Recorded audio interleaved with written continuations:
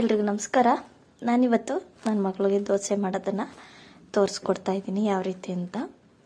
ಅವಳಿಗೂ ಕೂಡ ಯಾವತ್ತೂ ಮಾಡಿರಲಿಲ್ಲ, ಬರೋಲ್ಲ, ಹಂಗಾಗಿ ನಾನು ಹೇಳ್ಕೊಡ್ತಾ ಇದ್ದೀನಿ. ರಜೆ ಇತ್ತಲ್ಲ, ರಜೆದಲ್ಲಿ ಮನೆಯಲ್ಲೇ ಇದ್ಲಲ್ಲ, ಹಂಗಾಗಿ ನಾನು ಹೇಳ್ಕೊಡ್ತಾ ಇದ್ದೀನಿ. ನೋಡಿ,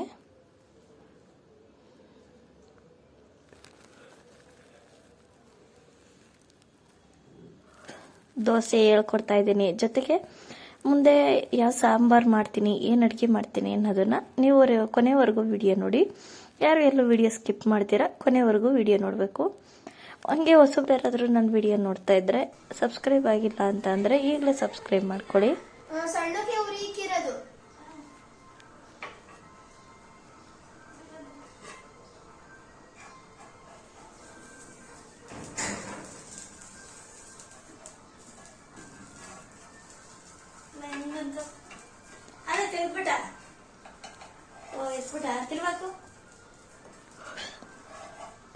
ಅಂದರೆ ದಪ್ಪವ್ರು ಇಟ್ಕೊಂಡಿರಲಿಲ್ಲ, ಹಂಗಾಗಿ ಸ್ವಲ್ಪ ಕಲರ್ ಬರೋದು ಕಡಿಮೆ ಆಯ್ತು ಅಷ್ಟೇ.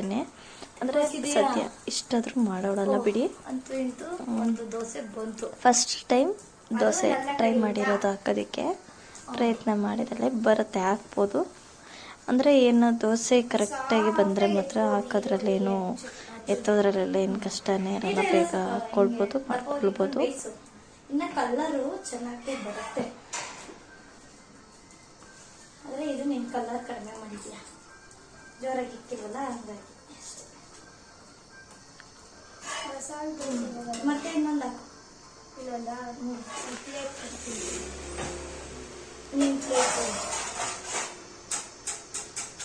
ದೋಸೆ ಎತ್ತಿದ್ಮೇಲೆ ಆಯಿತು. ಈಗ ಅದಾದಮೇಲೆ ನಾನು ಯಾವ ರೀತಿ ಸಾಂಬಾರು ಮಾಡ್ತೀನಿ ಅಂತ ನೋಡಿ. ಏನು ಬೇಡ, ಹಂಗೆ ಹಾಕು ನೀಟಾಗಿ. ಏನು ಕಾಳಲ್ಲಿ ಯಾವ ರೀತಿ ಸಾಂಬಾರು ಅಂತ ಒಂದ್ಸಲ ನೀವೇ ನೋಡಿ. ಈಗ ಒಂದು ಸೆಟ್ ದೋಸೆ ಹಾಕ್ಕೊಳ್ತಾ ಇದ್ದಾಳೆ. ಹಾಕು ಸಾಕು, ಹಂಗೆ ಸೆಟ್ ಥರ ಹಾಕು, ಇಷ್ಟಕ್ಕೆ ಹಾಕು. ನಾವು ಹೇಳ್ಕೊಟ್ರೆ ಮಕ್ಕಳಂತೂ ಏನು ಕಲಿಯೋದ್ರಲ್ಲಿ ಏನು ಕಷ್ಟ ಏನಿಲ್ಲ, ಮಕ್ಕಳಂತೂ ಆರಾಮಾಗಿ ಕಲ್ತ್ಕೋತಾರೆ. ನಾವು ಹೇಳ್ಕೊಡೋದ್ರ ಮೇಲೆ ಇರುತ್ತೆ, ಈ ಡಿಪೆಂಡ್ ಮಾತ್ರ. ಸೆಟ್ ದೋಸೆ ಹಾಕ್ಬಿಟ್ಟೆ, ಇಷ್ಟೇನ ಸೆಟ್ ದೋಸೆ ಅಂದ್ರೆ. ಮೇಲೆ ಎಣ್ಣೆ ಹಾಕ್ಬೇಕಾ?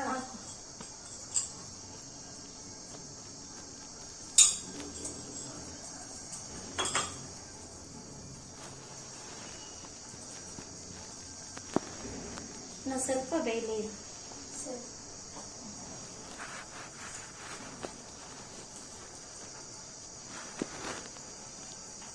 ಫಸ್ಟ್ ಟೈಮ್ ಮಾಡ್ತಿರೋ ದೋಸೆ, ಫಸ್ಟ್ ಟೈಮೇ ಚೆನ್ನಾಗಿ ಬಂದೈತೆ. ಕೊತ್ತಂಬರಿ ಅದು ಇದೆಲ್ಲ ಹಾಕ್ಬಾರ್ದು. ನೀನು ಕೊತ್ತಂಬರಿ ಅವೆಲ್ಲ ಇದ್ರೆ ನೀನು ದೋಸೆ ಮೇಲೆ ಅವೆಲ್ಲ ತಿಂತೀಯಾ? ತಿಂತಿದ್ದಪ್ಪ, ನಾನು ಮಾಡಿರೋ ದೋಸೆ ಅಂತ ಸ್ಪೆಷಲ್ ದೋಸೆ ಅಂತ. ಇರುವಾಗ ಈಗ ಅಷ್ಟೇ ಅಷ್ಟೇ. ವಾವ್, ಕಲರ್ ಐತಿ, ಚೆನ್ನಾಗಿ ಬಂತು. ಬಿಡು ಬಿಡು, ಹಂಗೆ ಬೇಯಿಸ್ ಬಿಡು, ಸೈಡಲ್ಲಿ ಇರ್ಲಿ ಬಿಡು.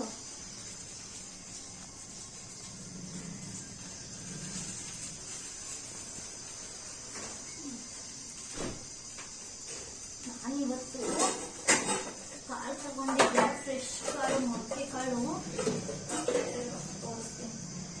ಮೊಳಕೆ ಕಾಳು ಸಾರು ಮಾಡ್ಬೇಕು ಇವತ್ತು. ಮೊಳಕೆ ಕಾಳು ಸಾರಿಗೆ ಮೊಳಕೆ ಕಾಳು ಫ್ರೆಶ್ ಕಾಳು ಐತಿದೆ, ಫ್ರೆಶ್ ಕಾಳು ಮೊಳಕೆ ಕಾಳು ಸಾರು ಮಾಡ್ತಾಕಲ್ವಾ. ಈ ಕಾಳಲ್ಲಿ ಯಾವ ಥರ ಸಾಂಬಾರು ಮಾಡ್ತೀನಿ ಅಂತ ನೋಡಿ. ಸಾಕು, ಎತ್ಕೋ, ತಟ್ಟೆಗೆ ಹಾಕೋ.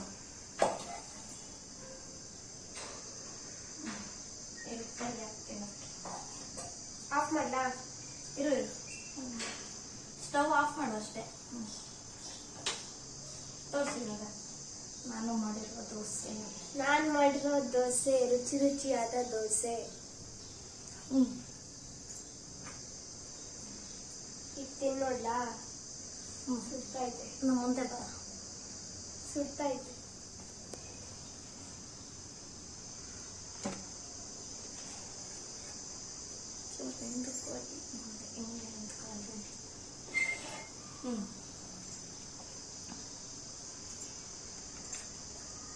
ಕ್ರಿಸ್ಪಿ ಆಗಿದೆ ಸೆಟ್ ದೋಸೆ ಉಂಟು ಮಾಮೂಲಿ ದೋಸೆ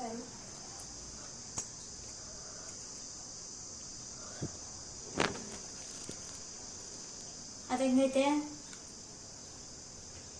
ಇವತ್ತು ದೋಸೆ ಟೇಸ್ಟ್ ಹೆಂಗೈತೆ? ಗೊತ್ತಾಗೈತೆ. ನಾನು ಮಾಡುವ ದೋಸೆ ನನಗೆ ಸಖತ್ ಇಷ್ಟ ಆಯ್ತು. ಇವತ್ತು ಮಾಡ್ಕೊಂಡ್ಬಿಟ್ಟ.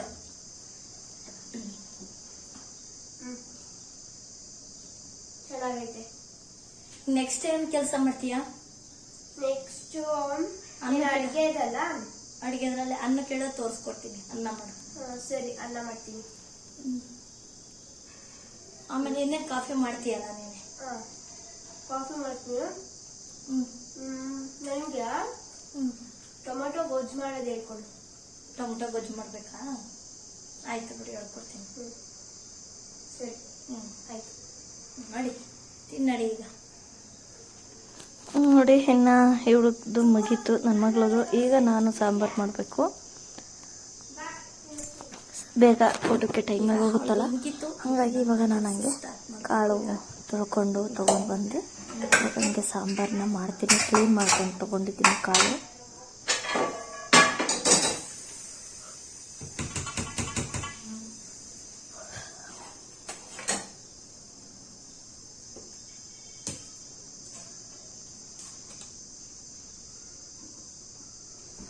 ಇದು ತಟ್ಟೆ ಇಟ್ಟು ಹಸಿಟ್ಟನ್ನ ಇಡೋದು ಏನಕ್ಕೆ ಅಂತ ಅಂದರೆ ನೆಲದಲ್ಲಿ ಕೆಳಗಡೆ ಚೆಲ್ಲಬಾರ್ದು ಅಂತ ಇಟ್ಟಿದ್ದೀನಿ. ಬಿದ್ದರೆ ಅದು ಹಸಿಟ್ಟು ಏನಿದ್ರೆ ದಬ್ಬಡಿಯಿಂದ ಕೆಳಗಡೆ ಬೀಳಲ್ಲ, ತಟ್ಟೆ ಒಳಗಡೆ ಬೀಳುತ್ತೆ. ಹಾಗಾಗಿ ಈಗ ಸ್ಟವ್ ಆನ್ ಮಾಡಿಕೊಂಡು ಕುಕ್ಕರ್ ಕಾದ್ಮೇಲೆ ನಾನು ಕಾಳನ್ನ ತೊಳ್ಕೊಂಡು ಸೇರಿಸ್ಕೊತೀನಿ. ಕುಕ್ಕರ್ಗೆ ಎಣ್ಣೆನೂ ಕೂಡ ಹಾಕ್ಕೊಬೇಕು.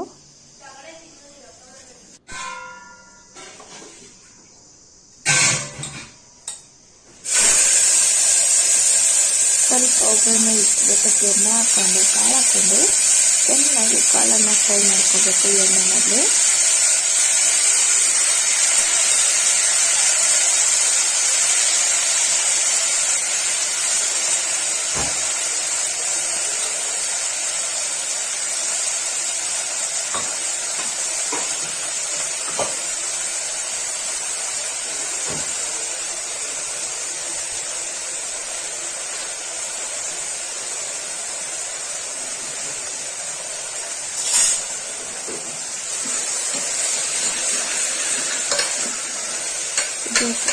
ಚೆನ್ನಾಗಿ ಈ ಥರ ಕಾಳನ್ನು ಫ್ರೈ ಮಾಡ್ಕೋಬೇಕು.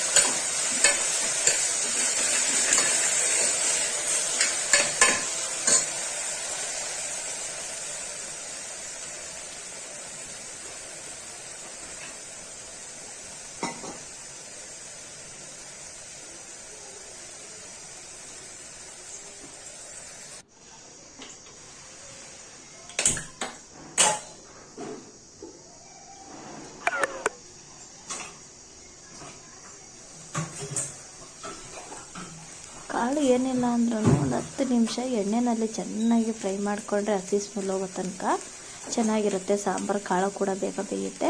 ಇವಾಗ ನೋಡಿ, ನಾನು ಇವಾಗ ಮಸಾಲಾಗೆ ಜೋಡಿಸ್ಕೊಂಡಿದ್ದೀನಿ. ಈರುಳ್ಳಿ, ಬೆಳ್ಳುಳ್ಳಿ ಜೊತೆಗೆ ಕೊತ್ತಂಬರಿ, ಧನಿಯಾ ಪುಡಿ, ಮೆಣಸಿನ್ಕಾಯಿ ಪುಡಿ, ಚಕ್ಕೆ, ಲವಂಗ, ಶುಂಠಿ, ಸ್ವಲ್ಪ ಕಾಳು ಮೆಣಸು ಹಾಕ್ಕೊಂಡಿದ್ದೀನಿ. ಯಾಕಂದರೆ ಫುಲ್ ವಿಡಿಯೋ ಬೇಕು ಅಂತಂದರೆ ನಿಮಗೆ ಹಿಂದಿನ ವಿಡಿಯೋದಲ್ಲಿ ನಾನು ಹಾಕಿದ್ದೀನಿ. ನನ್ನ ಅಂದರೆ ಸಾಂಬಾರು ಯಾವ ರೀತಿ ಮಾಡೋದು ಅಂತ ಹಾಕಿದ್ದೀನಿ, ಏನೇನು ಎಷ್ಟೆಷ್ಟು ಹಾಕ್ತೀನಿ ಅಂತ. ಡೀಟೇಲ್ ವಿಡಿಯೋ ಬೇಕು ಅಂತಂದರೆ ನೀವು ಅಲ್ಲಿ ನೋಡ್ಬೋದು. ಹಿಂದಿನ ವಿಡಿಯೋದಲ್ಲಿ ಇದೆ, ಚೆಕ್ ಮಾಡಿ ನೋಡ್ಕೊಳ್ಬೋದು ನೀವು. ತುಂಬ ಚೆನ್ನಾಗಿರುತ್ತೆ ಈ ಥರ ಸಾಂಬಾರು ಅಂತಲೂ. ಅಂದರೆ ನಾಟಿ ಕೋಳಿ ಸಾಂಬಾರು ಬಸ್ಸಾರೆಲ್ಲ ಮಾಡ್ಕೊಳ್ತೀರಲ್ಲ, ಅದೇ ಥರ ಈ ಥರ ಮೊಳಕೆ ಕಾಳಿನಲ್ಲಿ ವೆಜ್ ತಿನ್ನೋರು ಕೂಡ ಇದೇ ಥರ ಮಾಡ್ಕೊಳ್ಬೋದು. ತುಂಬ ಚೆನ್ನಾಗಿರುತ್ತೆ ಸಾಂಬಾರಂತೂ. ಟೇಸ್ಟ್ ಅಂತೂ ನೀವು ಒಂದ್ಸಲ ತಿಂದು ನೋಡಿದ್ರೇ ನಿಮಗೆ ಗೊತ್ತಾಗುತ್ತೆ. ನೀವು ಮತ್ತೆ ಮತ್ತೆ ಇದೇ ಥರ ಸಾಂಬಾರನ್ನೇ ಮಾಡ್ಕೊಳ್ತಾ ಇರ್ತೀರ, ಅಷ್ಟು ರುಚಿಯಾಗಿರುತ್ತೆ. ಕಾಯಿ ಟೊಮೊಟೊನ ಸಪ್ರೇಟ್ ಇಟ್ಕೊಬೇಕು. ಇದ್ರ ಜೊತೆಗೆ ಕಾಯಿ ಟೊಮೊಟೊ ಹಾಕಬಾರ್ದು. ಅರಿಶಿನೂ ಕೂಡ ಹಾಕ್ಕೊಂಡಿರ್ತೀನಿ. ಧನಿಯಾ ಪುಡಿ, ಮೆಣಸಿನ್ಕಾಯಿ ಪುಡಿ, ಈರುಳ್ಳಿ, ಬೆಳ್ಳುಳ್ಳಿ ಹೇಳಿದ್ನಲ್ವ, ಎಲ್ಲ ಪ್ರತಿಯೊಂದನ್ನು ಕೂಡ ಹಾಕ್ಕೊಂಡು ರುಬ್ಕೋಬೇಕು. ಪುದೀನ ಒಂದು ಹಾಕಲ್ಲ ಇದಕ್ಕೆ, ಕೊತ್ತಂಬರಿನ ಹಾಕ್ಕೊಳ್ಬೇಕು. ಶುಂಠಿ, ಚಕ್ಕೆ, ಲವಂಗ ಹಾಕ್ಕೋಬೇಕು. ಈಗ ಇದಕ್ಕೆ ನಾವು ಉಪ್ಪು ಹಾಕ್ಕೊಂಡು ಜೊತೆಗೆ ನೀರು ಸ್ವಲ್ಪ ತೆಳುವಾಗಿ ಕುಡಿಸ್ಕೋಬೇಕು. ನೀರು ಸ್ವಲ್ಪ ಜಾಸ್ತಿನೇ ಹಾಕ್ಕೊಳ್ಬೇಕು, ಯಾಕಂದರೆ ಬಸ್ಕೋಬೇಕಲ್ಲ. ಹಾಗಾಗಿ ನೋಡಿ, ಇವಾಗ ಉಪ್ಪು ರುಚಿಗೆ ತಕ್ಕಷ್ಟು ಉಪ್ಪನ್ನು ಹಾಕ್ಕೊಂಡಿದ್ದೀನಿ. ನೀವು ನೋಡಿಕೊಂಡು ಉಪ್ಪು ಹಾಕ್ಕೊಳ್ಳಿ. ನಾನು ಕಾಳು ತೊಗೊಂಡಿರೋದು ಮೆಜರ್ಮೆಂಟು ನೋಡಿಕೊಂಡು ಹಾಕ್ಕೊಂಡಿದ್ದೀನಿ. ಕಾಳು ನೋಡ್ಕೊಂಡು ತೊಗೊಳ್ಳಿ, ನಿಮ್ಗೆ ಎಷ್ಟು ಬೇಕಷ್ಟು.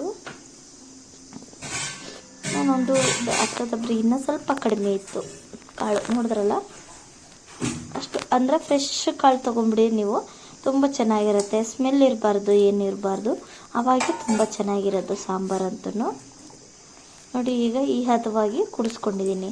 ಖಾರದ ಪುಡಿ ಎಲ್ಲ, ಉಪ್ಪು ಖಾರ ಎರಡೂ ಕೂಡ ನಿಮಗೆ ಎಷ್ಟು ಬೇಕಷ್ಟು ಹದವಾಗಿ ನೀವು ಹಾಕ್ಕೊಂಡು ಕೂಗಿಸ್ಕೊಳ್ಬೋದು. ಹೇಳಿದ್ನಲ್ವಾ, ನಿಮಗೆ ಡೀಟೇಲ್ ವಿಡಿಯೋ ಬೇಕು ಅಂತಂದರೆ ನಾನು ಹಿಂದಿನ ವಿಡಿಯೋದಲ್ಲಿ ನನ್ನ ಚಾನಲ್ನಲ್ಲೇ ಇದೆ ನೋಡಿ, ಚೆಕ್ ಮಾಡ್ಕೊಳ್ಳಿ, ನಿಮಗೆ ಸಿಗುತ್ತೆ. ಈ ನಾನ್ ವೆಜ್ಗಳು ಇದ್ರ ಮುಂದೆ ಏನೂ ಇಲ್ಲ, ಅಷ್ಟು ರುಚಿಯಾಗಿರುತ್ತೆ. ನೀವು ಇದನ್ನು ಕುಕ್ಕರ್ ಕ್ಯಾಪ್ ಕ್ಲೋಸ್ ಮಾಡಿಕೊಂಡು ಒಂದು 4ರಿಂದ 5, 5ರಿಂದ 6 ಕಾಳು ಹೆಂಗೆ ಯಾವ ರೀತಿ ಬೇಯುತ್ತೋ ನೋಡಿಕೊಂಡು ಹಂಗೆ ಬೇಯಿಸ್ಕೊಂಡು ತೊಗೊಬೇಕು. ಅಷ್ಟರಲ್ಲಿ ಇವಾಗ ನಾನು ಕೂಡ ಇನ್ನು ಮತ್ತೆ ಅಮ್ಮ ಇದ್ರು, ಅವಾಗ ತಿಂಡಿ ದೋಸೆ ಹಾಕ್ತಾಯಿದ್ದೀನಿ ನೋಡಿ. ಅವ್ರಿಗೂ ಕೂಡ ನೋಡಿ, ಅವ್ರಿಗೆ ನನ್ನ ಮಗಳಿಗೆ ಅಂತಂದರೆ ಕಲ್ಲರ್ ಕರೆಕ್ಟಾಗಿ ಮಾಡೋಕ್ಕೆ ಬರಲಿಲ್ಲ. ಸ್ಲೋ ಇಟ್ಟಿದ್ಲು ಸ್ಟವ್, ಹಂಗಾಗಿ ಕಲರ್ ಬಂದಿರಲಿಲ್ಲ. ಈಗ ನಾನು ಹಾಕ್ತಾಯಿದ್ದೀನಿ ನೋಡಿ ಯಾವ ರೀತಿ ಕಲರ್ ಬಂದಿರುತ್ತೆ ದೋಸೆ ಅಂತ. ನೀವೇ ನೋಡಿ, ಒಂದು ಸಲ ಸಿಂಪಲ್ಲಾಗಿ ಮಾಡಿದ್ದೀನಿ ನಾನು ದೋಸೆ ಅಂತಲೂ. ತುಂಬ ಸಖತ್ತಾಗಿ ಬಂದಿತ್ತು ಮಾತ್ರ. ಟೇಸ್ಟ್ ಅಂತೂ ಅಷ್ಟೇ ಚೆನ್ನಾಗಿತ್ತು ಮಾತ್ರ. ದೋಸೆಗೆ ಯಾವುದೇ ಕಲರ್ ಕೂಡ ಹಾಕಿಲ್ಲ, ಏನೂ ಇಲ್ಲ, ಎಷ್ಟು ಚೆನ್ನಾಗಿ ಬಂದಿತ್ತು ಅಂತಂದರೆ ನೀವು ಒಂದು ಸಲ ನೋಡಿ ಯಾವ ರೀತಿ ದೋಸೆ ಮಾಡಿದ್ದೀನಿ ಅಂತ.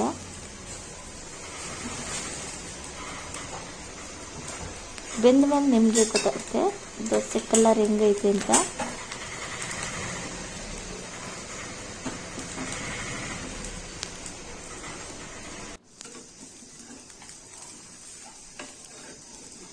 ಅಷ್ಟರಲ್ಲಿ ಇನ್ನು ಕುಕ್ಕರ್ ಕೂಗ್ತೈತೆ,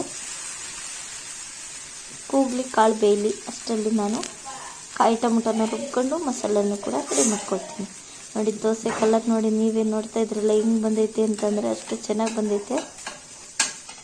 ನೋಡ್ತಾ ಇದ್ರಲ್ಲ, ಅದೇ ಮಸಾಲೆ ದೋಸೆ ಥರ ಏನೇ ಐತೆ, ಚೆನ್ನಾಗಿ ಬಂದೈತೆ ಮಾತ್ರ.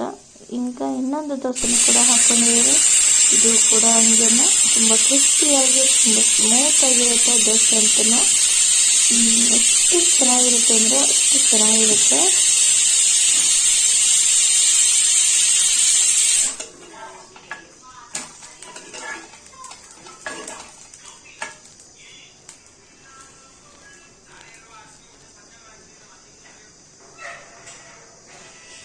ಇವಾಗ ಸಾರಿಗೆ ಒಗ್ಗರಣೆಗೆ ಇಟ್ಕೊಳ್ತೀನಿ. ಒಗ್ಗರಣೆಗೆ ಇಟ್ಕೊಂಡು ಒಂದು ಪಾತ್ರೆ ಕಾಯಿಸ್ಕೊಂಡು ಅದಕ್ಕೆ ಸ್ವಲ್ಪ ಒಗ್ಗರಣೆಗೆ ಸಿಗೋದಕ್ಕೆ ಎಣ್ಣೆ ಹಾಕ್ಕೊಂಡು, ಎಣ್ಣೆ ಕಾದ್ಮೇಲೆ ರುಬ್ಬಿರೋ ಕಾಯಿ ಟೊಮೊಟೊನ ಸುರ್ಕೊಳ್ತೀನಿ. ಅದರೊಳಗಡೆ ಹಾಕ್ಕೊಂಡು ಆ ಕಾಯಿ ಟೊಮೊಟೊನು ಕೂಡ ಹಸಿ ಸ್ಮೆಲ್ ಹೋಗೋ ತನಕ ಬೇಯಿಸ್ಕೊಳ್ಬೇಕು.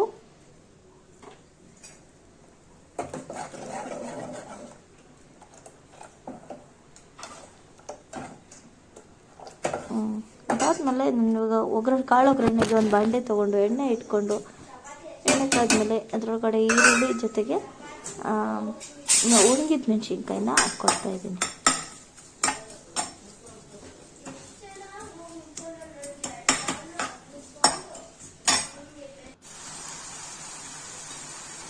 ಜೊತೆಗೆ ಕಾಳನ್ನು ಕುಕ್ಕರ್ ಕೂಗಿರುತ್ತಲ್ಲ, ಆ ಕಾಳನ್ನು ಕೂಡ ಬಸ್ಕೊಂಡಿದ್ದೀನಿ. ಸಪ್ರೇಟು ಸಾಂಬಾರು ಕಾಯಿ ಟೊಮೊಟೊ ಬೆಂದಿತ್ತಲ್ಲ ಅದರೊಳಗಡೆ ಮಸಾಲೆ ಬಸ್ಕೊಂಡಿದ್ದೀನಿ. ಈ ಕಡೆ ಕಾಳನ್ನು ಕೂಡ ಸಪ್ರೇಟ್ ಹಾಕ್ಕೊಂಡಿದ್ದೀನಿ ನೋಡಿ.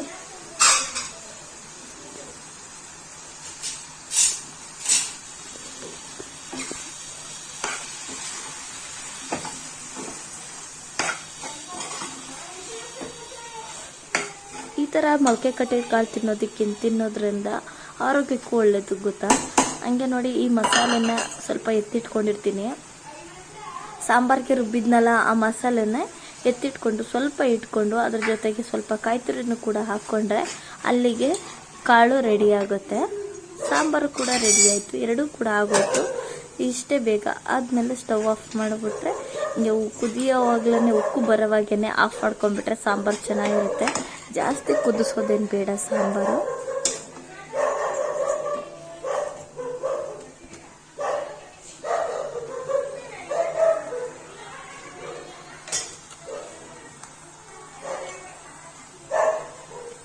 ಒಗ್ಗರಣೆ ಕಾಳು ಕೂಡ ರೆಡಿ ಆಯಿತು.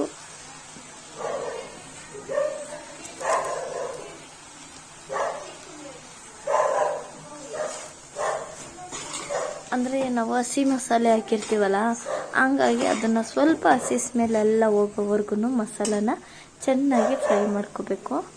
ನೋಡಿ ಕಾಳು ನೋಡಿ ಹೆಂಗೆ ಬೆಂದೋಗೈತೆ ಅಂದರೆ ಅಷ್ಟು ಬೆಂದೋಗೈತೆ. ಆ ಥರ ಒಂದು 5ರಿಂದ 6 ವಿಷಲ್ ಕೂಗಿಸ್ಕೊಂಡ್ರೆ ಕಾಳು ಕೂಡ ಚೆನ್ನಾಗಿ ಬೆಂದಿರುತ್ತೆ. ತಿನ್ನೋದಕ್ಕೂ ಕೂಡ ತುಂಬ ಚೆನ್ನಾಗಿರುತ್ತೆ. ತಿಂತಾ ಇದ್ರಂತೂ ತಿಂತಾನೆ ಇರಬೇಕು ಅಂತ ಇರುತ್ತೆ, ಅನ್ನಿಸ್ತಾ ಇರುತ್ತೆ, ಅಷ್ಟು ಚೆನ್ನಾಗಿರುತ್ತೆ. ನೋಡಿ ಸಾಂಬಾರು ಯಾವ ರೀತಿ ಬಂದೈತೆ ಅಂತ ನೋಡಿ, ನೀವೇ ಹೆಂಗೈತೆ ಅಂತ ನೋಡಿ. ಒಳ್ಳೆ ಘಮ ಘಮ ಅಂತ ಇರುತ್ತೆ ಸಾಂಬಾರು ಕಾಳು ಅಂತೂ. ಈ ಥರ ಅಡುಗೆ ಮಾಡಿಕೊಂಡ್ರೆ ಅಂತೂ ತುಂಬ ಚೆನ್ನಾಗಿರುತ್ತೆ.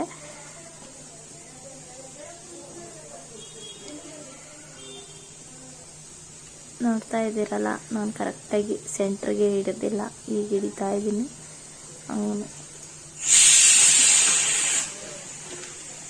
ಇಷ್ಟೇ ಇವತ್ತಿನ ಲಾಗ್ ಇದು. ನನ್ನ ಮಗಳಿಗೆ ದೋಸೆ ಹೇಳ್ಕೊಟ್ಟಿದ್ದಾಯಿತು, ನಾನು ಸಾಂಬಾರು ಮಾಡಿದ್ದಾಯಿತು, ಅಡುಗೆ ಮಾಡಿದ್ದು ಕೂಡ ಆಯಿತು.